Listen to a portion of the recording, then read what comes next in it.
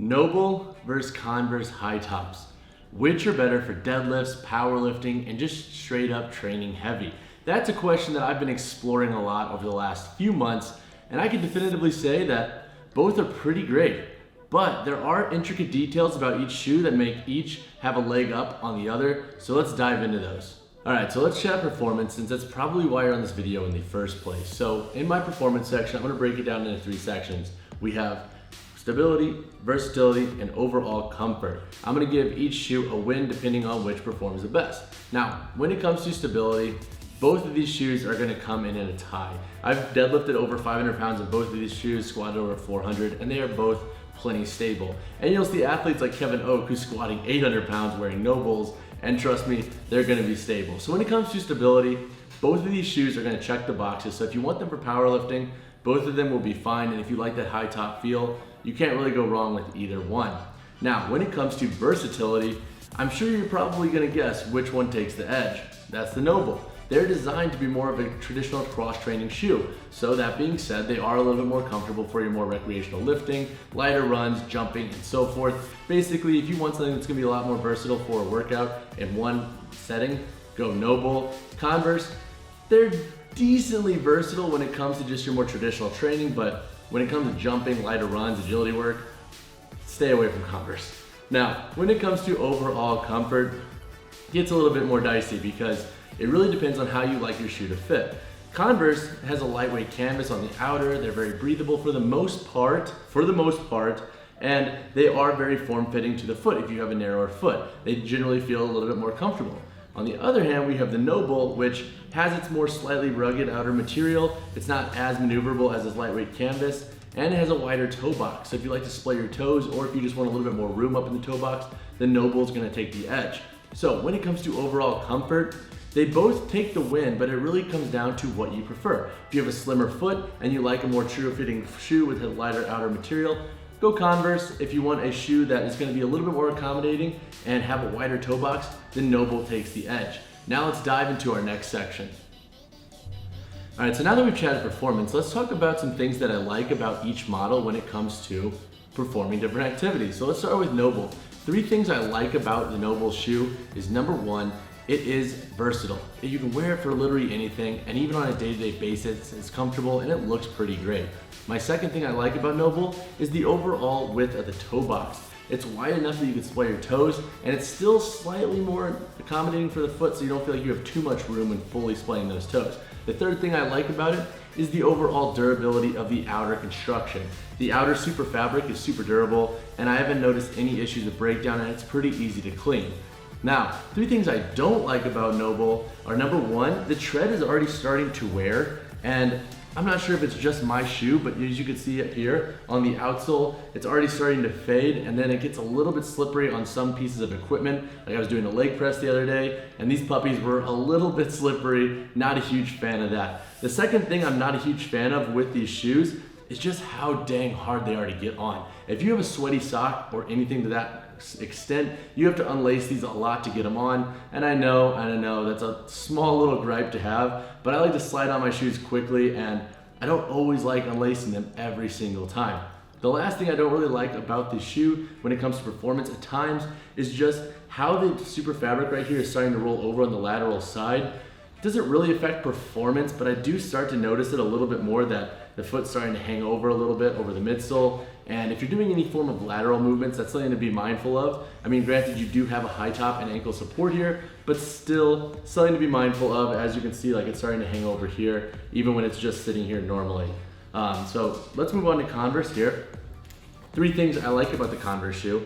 Number 1, it's clean cut. It's very simple, minimal heel to toe drop. So if you want something simple just for your traditional training, compound movements, you can't really go wrong with the Converse. The second thing I like about it, and this was mentioned in the performance section, is just the lightweight canvas material out here. It's super accommodating, form fits really well, and if you lace these puppies tight or like them a little bit loose, generally they're gonna fit pretty well and feel pretty good on the foot. The third thing I like about this model is just the overall stability. It's really stable under heavy weight. You really can't go wrong when it comes to loading up as much as you want and expecting to grip the ground and be really flat with the shoe. It's gonna be great for that. Now, 3 things I don't like about this shoe. Number 1, is the lightweight canvas does start to get a little bit worn. Similar to the NOBULL, and this comes with every style of training shoe once you wear them enough, but this canvas does start to kind of hang over the edges. I'm noticing a lot on the medial side on the shoe. As you can see, it's starting to hang over. And anytime I'm doing any form of movement that has a little bit of like ankle stability component, I do notice that my foot's starting to move a little bit more than I would prefer. Second thing I'm not a big fan of with this model is obviously they are pretty dang heavy and they're not the best for any form of versatility. So if you want a shoe that you can wear for like, let's say heavy squats, and then you don't want to have to change to do something like a jumping movement, this is not going to be your best bet. The third thing I'm not a big fan of with the Converse model is that if you are trying to get the perfect size fit, you have to be really dialed in for what you're looking for. Go a size down in the shoe. And again, if you're wearing those big Converse shoes that look like clown shoes and you accidentally sized up too much, again, that's gonna dock your performance. So that's another thing that I put against Converse, is that you really gotta know your sizing before investing. All right, so we've talked performance, we've talked on things I like, things I dislike. Let's talk about durability, because that is very important with these shoes, because if you're gonna be training with them and even wearing them on a day-to-day basis, you obviously want them to last. So what can we expect? The overall durability thoughts on these models are that the NOBULL is gonna be a little bit more durable in the long-term basis. I've had a couple pairs of Converse throughout my time lifting, and I've actually had Converse literally ripped on the sides just because the canvas gets worn. Now, I've had these shoes for about a year and they've been amazingly solid, so maybe I just had some defunct pairs, but these NOBULLs as well, I've had them for about a year and they are perfectly fine when it comes to the outer construction and so forth. Now, I did note that the outsole is starting to wear a little bit, but I wear these a lot. And when it comes to the Converse, I wear them somewhat a lot, but mostly just for lifting and compound movements. So when it comes to the durability, I would say expect, if you don't wear them on a regular basis all the time, to get at least a year out of each of these shoes. And now obviously you gotta take care of them if you wanna get that time, but you can expect at least a year here. So your investment is gonna go the distance, in my opinion, if you take care of them. All right, price, an important component for myself and probably you, because if you're a strength athlete, if you're a lifter, and if you love to buy shoes and you have multiple pairs, then you obviously want to save a little bit if you can. So when it comes to price, there's going to be a clear winner here, and that is the Converse. These are going to come out to about $55 versus $139 for the NOBULL High-Tops. Now, it's tough to say if the NOBULLs are worth it, if the Converse are too cheap, because really it comes down to how you're using them.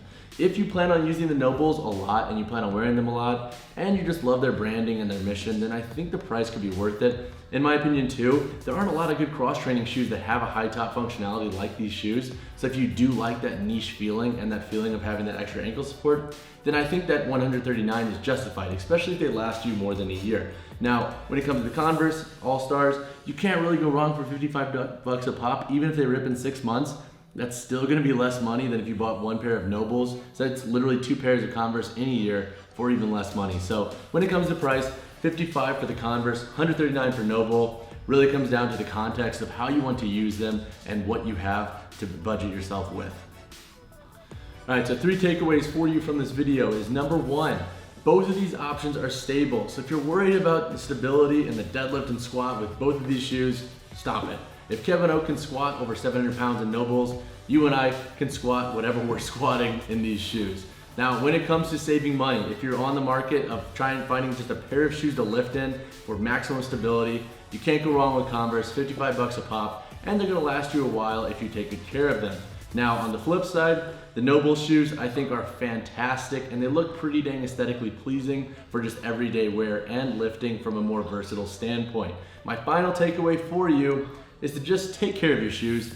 Don't be like me and just pull them on, unlace them, put them on like normal every time, and just be mindful of how you're wearing them and the abuse you're putting onto them. If you want these shoes to go the distance for you, they will. Your investment will last. But it really comes down to those tiny little details where we're rushing and putting them on where they get messed up and ripped. So again, take care of your shoes. Try not to be like me when you're putting them on and so forth. Now, hopefully you liked this video. I have more coming your way soon. If you have any more comments or questions, or if you want me to dive into a shoe review that you haven't seen or that you want, drop it down in the comments below. And don't forget to subscribe to the channel.